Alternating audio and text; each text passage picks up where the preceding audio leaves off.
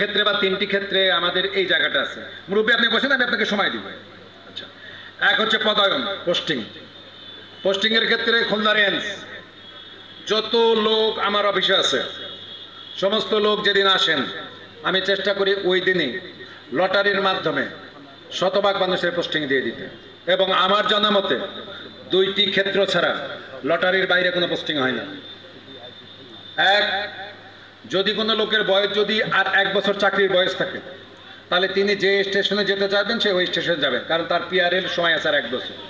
দুই হলো স্বামী বা স্ত্রী যদি একই সার্ভিসে চাকরি করে, পুলিশ সার্ভিস অন্য সার্ভিস ভিন্ন ভিন্ন সার্ভিস না, যদি স্বামী স্ত্রী যদি একই সার্ভিসে কাজ করে তাহলে পারিবারিক সুখ শান্তির জন্য, মিল মহব্বতের জন্য, পারিবারিক কারণে, সামাজিক কারণে, অর্থনৈতিক কারণে তারা একসাথে চাকরি করবে। এই দুইটি ব্যতিক্রম ছাড়া আমার অফিস থেকে পদায়নের ক্ষেত্রে কোনো কিছু নেই।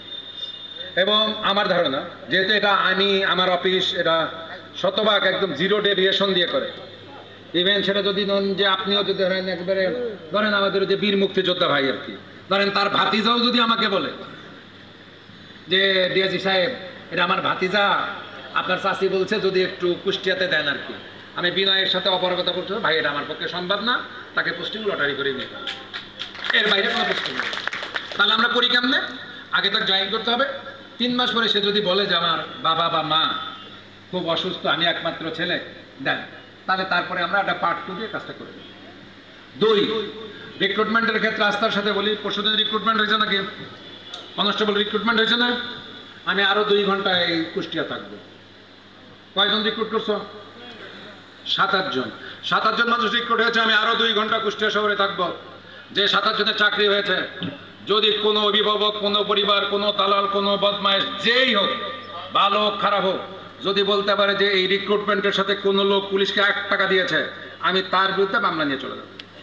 যদি থাকে আপনি ওকে বলেন, আমি আরো 2 ঘন্টা থাকবো। যে 7-8 জন মানুষের চাকরি দেওয়া হয়েছে, এবং আই মিন ইট। যদি আমার এসপি অথবা আমার কোনো সহকর্মী কোনো লোকের কাছে টাকা দিয়ে যদি চাকরি দিয়ে থাকে, আমি আরো 2 ঘন্টা থাকবো, জাস্ট আপনি খালি আমার কাছে নিয়ে আসবেন, কোনো সমস্যা নেই। যদি কেউ নিয়ে থাকে, যদি সাক্ষ্য প্রমাণ থাকে, মামলা হবে। আর সেটা যদি আমার এসপি হয়, এসপির বিরুদ্ধে, যদি আমার ওসি হয়, ওসির বিরুদ্ধে, যদি আমার কোনো থানার কনস্টেবল তার বিরুদ্ধে। আর হচ্ছে নাগরিকের বিরুদ্ধে যেটা, সেটা আপনার বিষয়, সেটা আপনি করবেন কি করবেন না, আপনি দেবেন না মাফ করে দেবেন, আশা করি এগুলো কাজ করা হয়নি।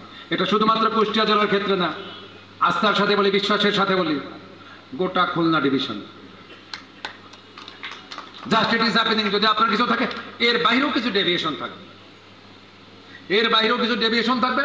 ডেভিয়েশন হচ্ছে নাগরিক হিসেবে, সুনাগরিক হিসেবে যদি আপনি দেখেন আমি কাজ করছি, আমার ভুল হবে, আমার ভুলের মধ্যে যদি কোনো উদ্দেশ্য না থাকে, আপনি আমাকে ক্ষমা করে দিন। আমি কাজ করতে গেলে আমি কিছু ভুল করব, কিন্তু আমার যদি উদ্দেশ্য থাকে তাহলে আমাকে ক্ষমা করার দরকার নেই। সুতরাং আমার যে কাজগুলো আপনি একটু সহজভাবে নেবেন,